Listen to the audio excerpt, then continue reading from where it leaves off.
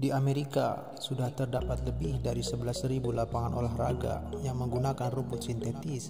Di Indonesia sendiri, meski belum ada jumlah yang pasti, namun setidaknya terdapat lebih dari 1.000 lapangan futsal yang menggunakan rumput sintetis. Yang menjadi alasan paling utama penggunaan rumput sintetis adalah kepraktisannya dalam hal maintenance yang lebih murah. Berbeda dengan rumput alami yang harus diberi pupuk, harus mendapatkan sinar matahari, disiram, dan dijaga intensitas pemakaiannya, rumput sintetis jauh lebih praktis. Sejatinya, rumput sintetis hanya bisa digunakan di wilayah di mana rumput alami tak bisa tumbuh, misalnya Stadion Luzhniki yang terletak di Moskow. Karena sinar matahari yang jarang menyinari daerah tersebut, pengelolaan rumput pun menjadi serba sulit. Ini yang membuat Stadion Luzhniki menggunakan rumput sintetis. Namun, tahukah kamu football lovers bahwa bermain sepak bola di rumput sintetis ternyata berbahaya bagi para pemain? Secara umum, bermain di rumput sintetis meningkatkan risiko terpeleset karena licinnya permukaan. Disinilah kemungkinan pemain akan alami cedera. Dengan kontur daun yang tidak fleksibel, saat sepak bola terjatuh atau terpeleset, maka ada kemungkinan kulitnya akan terluka lebih besar.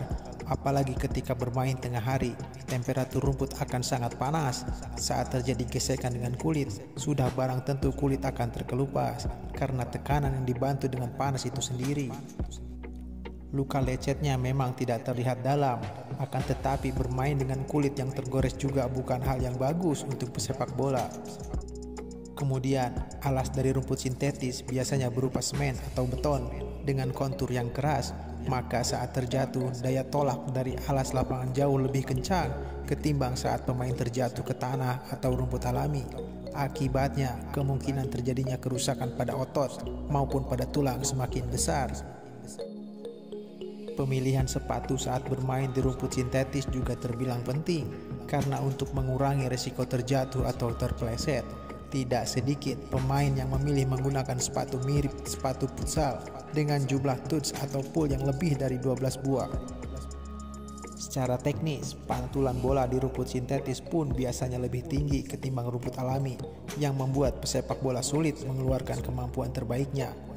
Untuk mengatasi itu, FIFA sendiri sudah memiliki sertifikasi untuk penggunaan rumput sintetis.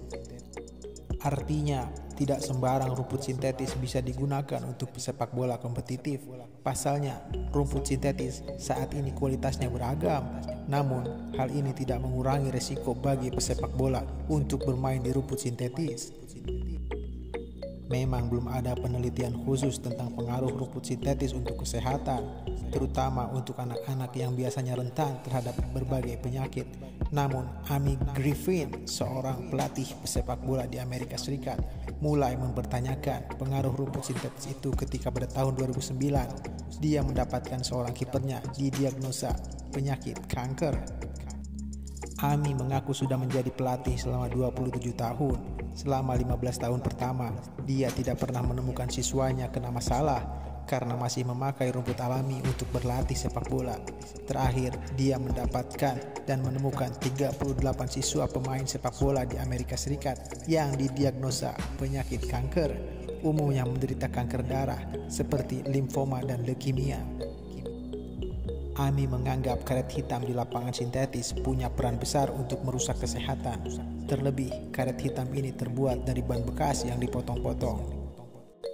Di mana berdasarkan penelitian Stockholm University bisa dipastikan kalau karet ban mengandung bahan kimia yang berbahaya kalau terekspos dalam tingkat yang berlebih. Namun, bukan cuma karet kecil saja yang berbahaya, karena rumput sintetisnya pun bahaya. Salah satunya karena meskipun tak perlu disiram atau dipotong, rumput sintetis harus diberi pestisida karena seringkali rumput alami tumbuh di antara rumput sintetis. Pestisida tersebut yang kemudian menjadi berbahaya apabila terpapar kulit pemain bola. Kandungan ini bisa menyebabkan pneumonia, sepsis, dan infeksi aliran darah. Biosida juga berkontribusi terhadap meningkatnya resistensi akan bakteria. Tentu tidak menjadi masalah bermain di rumput sintetis untuk pecinta si kulit bundar seperti kita. Namun, Lain halnya kalau untuk pesepak bola, karena mereka bermain dan ada di lingkungan tersebut setiap pekan, bahkan setiap hari. Ini bisa mempengaruhi kesehatan mereka secara langsung. Sebagai contoh lainnya, dari statement Coach Mario Gomez di tahun 2018, berkata bahwa beberapa hari lalu kami berlatih di sintetis. Hasilnya sekarang kita kehilangan Essien karena cedera setelah berlatih di sintetis. Pun sama halnya dengan statement seorang Michael Essien. Dia berkata, jika kamu tahu Barcelona dan Real Madrid tidak bisa berlatih di sini, itu bukan bagi pemain, tapi bagi tim. Ini untuk masa depan. Karena kita tidak bisa berlatih setiap saat di sintetis. Ini sangat berbahaya.